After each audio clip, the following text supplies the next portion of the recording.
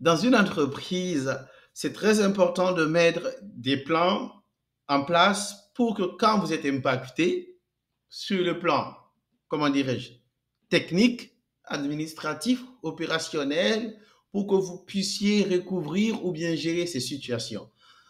Donc aujourd'hui, on va parler de deux facteurs qui sont très importants dans une entreprise, c'est-à-dire le plan de continuité des activités qu'on appelle le PCA en français ou bien en anglais le BCP, le Business Continuity Planning, et le plan de reprise après sinistre, comment dirais-je, le PRA ou en anglais le DRP, Disaster Recovery Planning.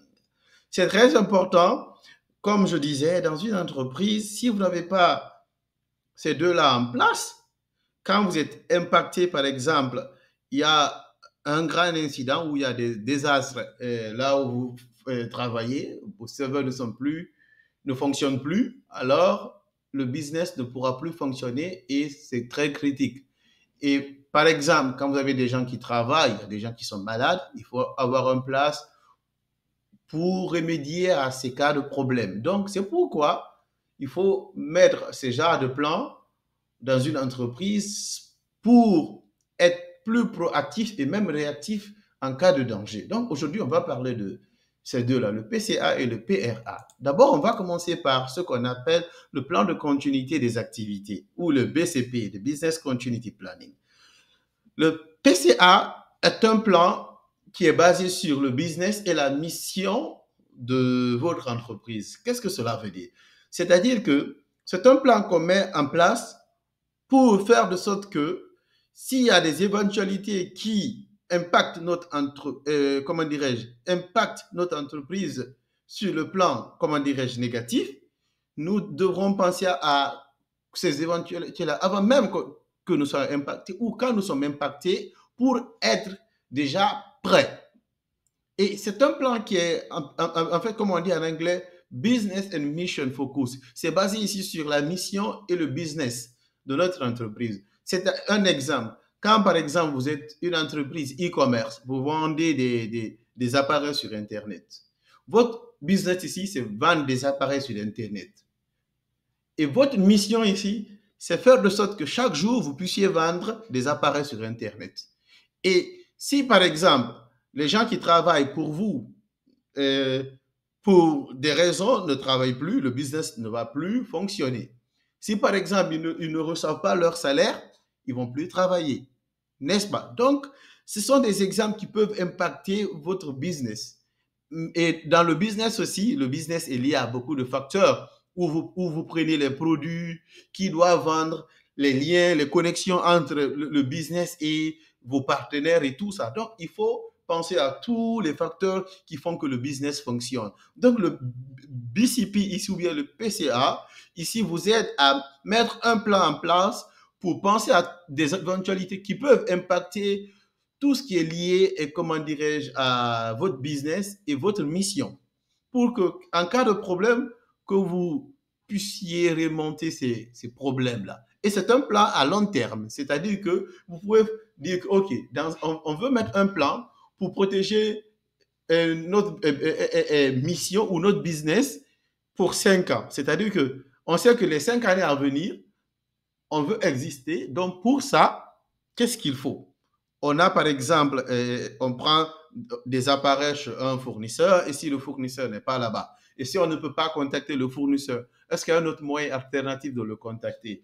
On vend des produits sur Internet et si la connexion ne fonctionne pas, est-ce qu'il y a une autre façon de communiquer? Donc, dans le BCP, il faut penser à tout ça et faire ce plan à long terme. Et c'est très, très important. Voilà. Et comment dirais-je? Le plan, dans souvent les grandes entreprises, le comment dirais, PCA peut être basé sur un département ou bien toute une entreprise. Qu'est-ce que cela veut dire? C'est-à-dire que chaque département ou des fois chaque filiale de votre entreprise aussi peut avoir son plan. Parce que des fois, euh, pour des problèmes de sécurité ou bien de régulation, quand vous avez des filiales dans différents pays, par exemple, vous pouvez avoir différents plans. Mais des fois aussi, quand c'est une grande entreprise, vous pouvez avoir, comment dire, comme vous avez différents départements, vous pouvez avoir de façon séparée ou bien, comment dire, un seul plan pour toute une entreprise. Ça dépend de vous. Mais souvent, les entreprises, quand c'est le BICIP ou bien le PCA, c'est un plan qui regroupe toute une entreprise. Mais comment dirais-je, c'est-à-dire que vous êtes, comment dirais-je, dans une localisation, vous avez différents départements là-bas, même si vous êtes plus de 5 000 à 10 000 employés, il faut avoir un grand plan qui englobe toute une entreprise. Voilà. Et ce plan aussi, l'important c'est quoi? Comme je vous disais, le plan vous permet de maintenir le business parce que votre objectif c'est vendre des appareils sur Internet. Tout ce qui est lié à la vente de ces appareils, vous devrez penser à tous ces facteurs-là et mettre un plan pour trouver des alternatives ou d'autres moyens quand un facteur ou un lien ou il y a un problème, comment remonter cela. Voilà, donc c'est ça l'idée générale du PCA. Maintenant, ici, la question c'est quoi? C'est comment mettre ça en place. D'abord, la première chose, d'abord, pour réussir à mettre ce plan en place, c'est d'abord mettre une politique en place. Et dans la politique, il faut savoir définir le rôle et la responsabilité et, comment dirais-je, penser aux lois et aux régulations, comment dirais-je, des gens qui vont faire partir de ce plan. Par exemple, c'est qui sera le chef? Quelles sont les différentes équipes qui seront contactées pour mettre ce plan ensemble?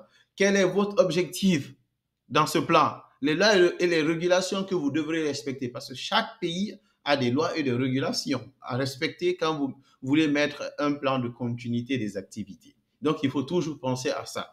Voilà. Et aussi, comment dirais-je, il y a ce qu'on appelle le BIA, en anglais, the Business Impact Analysis. Qu'est-ce que cela veut dire?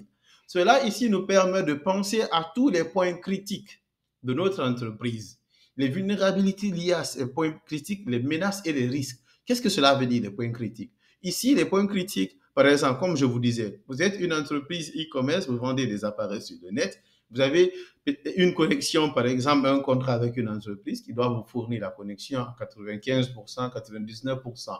Vous avez ce qu'on appelle le SLA, le Service Level Agreement, je vais parler de ça après, avec une entreprise. Et si, par exemple, la connexion, c'est 99%, les 0,1% là, de connexion qu'eux ne vont pas vous offrir, vous devez avoir une autre alternative en cas de coupure pour que qui est la connexion pour que le business fonctionne. Et vous devez penser aussi à d'autres problèmes, que ce soit des vulnérabilités, des menaces et d'autres risques qui peuvent impacter le business. Donc, le BIA va vous penser et vous aider du moins à identifier tous ces points critiques. Par exemple, quand il y a des serveurs ou bien des connexions comme le switch, les connexions téléphoniques ou bien d'autres liens qui existent entre vous et vos partenaires. Donc, c'est très important de penser à ce qu'on appelle le BIA. Voilà. Et aussi, il faut définir des contrôles préventifs. Ici, c'est-à-dire que, par exemple, il y a des menaces, il y a des risques. Il faut penser à mettre tout ce qui peut vous aider à prévenir ces vulnérabilités. Que ce soit mettre un système de patching en place, un système de monitoring, des firewalls, des proxys, d'autres alternatives aussi, même sur le plan physique, c'est-à-dire que des gardiens dans votre entreprise, beaucoup de choses qui pourront vous aider à prévenir, comment dirais-je, des risques qui peuvent impacter votre entreprise. Donc, c'est pourquoi on parle de contrôle préventif ici. Voilà. Et aussi, il faut penser à des stratégies d'urgence ou d'alternative. J'ai déjà parlé de ça. C'est-à-dire que si, par exemple, le lien qui existe, le lien de communication qui existe entre vous et votre partenaire n'existe plus, comment vous pouvez contacter le partenaire? Et si le partenaire n'existe plus, est-ce qu'il y a d'autres partenaires que vous aviez? Par exemple, s'il n'y a plus d'internet, de connexion Internet, comment vous pouvez, est-ce qu'il y a d'autres alternatives? Si un switch ne fonctionne pas, un routeur ne fonctionne pas, est-ce qu'il y a d'autres alternatives? Si vous n'arrivez pas à payer vos employés ou bien un employé qui est malade, est-ce qu'il y a d'autres alternatives? Donc, il faut penser à des alternatives d'urgence pour résoudre ces problèmes. Donc, il faut mettre des stratégies en place. Voilà. Et aussi des stratégies de système d'information. Quand il y a des serveurs qui ont des problèmes, des moyens de communication qui ont des problèmes, Vous voyez? Donc, tout ça rentre dans ce qu'on appelle des stratégies d'urgence. Voilà, il faut aussi mettre en place ce qu'on appelle un plan d'évaluation et de certification. C'est-à-dire qu'il faut tester toujours votre plan. Il faut tester le plan pour être persuadé que les acteurs qui font partie de la planification du PCA ou du BCP ont bien assimilé. Et à la fin, il faut faire une certification, c'est-à-dire que des petits tests. Après, ils ont un petit satisfait qui montre que oui, ils ont bien compris. Et en cas de problème, vous pouvez remonter ces défis. Voilà. Et aussi, il faut assurer la maintenance du plan. Il faut bien garder le plan et peut-être chaque 6 mois ou 3 mois ou une année, ou revoir le plan. Est-ce que en fait, il n'y a pas de mise à jour à faire? Est-ce qu'il n'y a pas de changement à apporter? Donc, c'est pourquoi on parle ici de maintenance de plan. Voilà.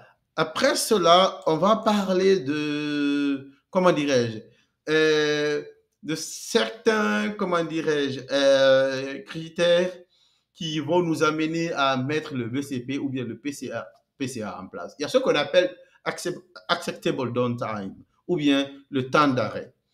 Le temps d'arrêt ici, c'est quoi? C'est ce qu'on appelle en anglais the MTD, the Maximum Tolerable Downtime. Et on va mieux parler de ça dans la vidéo à venir. On va parler de MTD, de RTO, de RPO, Recovery Time Objective, Recovery Point Objective. Parce que si vous voulez que le business continuity soit respecté, il faut mettre des temps de recouvrement selon la criticalité de chaque bien que vous avez dans votre entreprise. On va mieux parler de ça après, vous allez bien comprendre cela. OK. On va parler maintenant de ce qu'on appelle le plan de reprise après sinistre, le PRA ou bien le DRP en anglais, le Disaster Recovery Planning. Qu'est-ce que cela veut dire? Le Disaster Recovery Planning, c'est très important, mais ici, ce n'est plus basé sur le business ou la mission de votre entreprise, mais comme on dit en anglais, c'est IT focus. Qu'est-ce que cela veut dire? IT focus ici, c'est-à-dire que nous allons mettre un plan en place pour que tout ce qui est lié aux données, aux serveurs dans notre entreprise, on va mettre un plan en place. Par exemple, quand on a un serveur qui ne fonctionne pas, comment on peut recouvrir ce serveur pour que le business ne soit pas impacté? Ou bien, par exemple, il y a un désastre qui s'est passé quelque part, il faut relocaliser nos serveurs dans un autre site ou sur un autre site. Et est-ce qu'on a déjà pensé à ça? Parce que tout est possible. Des fois, il y a tellement d'incidents sur le plan surnaturel, naturel, technique ou autre qui peuvent impacter le business. Donc, il faut penser à un plan de reprise après sinistre. C'est très, très important. Pour mieux comprendre cela, je vais parler dans peut-être la vidéo à venir, on va parler de ce qu'on appelle les sites froids, un site tiers ou bien warm site et ce qu'on appelle un site chaud, un site mobile et un site miroir. Parce que vous avez besoin de ces sites-là pour que quand vous fonctionnez quelque part et par exemple, il y a un ouragan ou bien il y a un problème technique et les serveurs ne fonctionnent pas, vous avez des sites alternatifs pour fonctionner là-bas. Ou bien même de façon locale, si un serveur ne fonctionne pas, comment vous pouvez résoudre ce problème? Est-ce que vous avez un planning pour recouvrir ce serveur ou bien vous avez un serveur qui peut, comment dire, remplacer ce serveur le plus vite que possible? On va parler de tout ça après. Voilà. Et enfin, la chose la plus importante, toujours quand on parle de PCA et le PRA, est toujours d'abord, comment dirais-je, protéger les êtres humains, les individus. Il faut toujours penser à ça. Dans une entreprise, la protection qui est la plus importante, ce sont les employés. C'est toujours les employés. Il faut mettre ça en tête parce que souvent, quand vous faites des examens, que ce soit en CompTIA ou bien en CISSP ou d'autres, vous allez voir des questions comme ça. Voilà, merci, c'était tout pour aujourd'hui. On a parlé du PCA et du PRA. Si vous avez des questions à poser, n'hésitez pas de les poser dans les commentaires ou nous envoyer des messages. Merci, à bientôt et n'oubliez pas de vous abonner.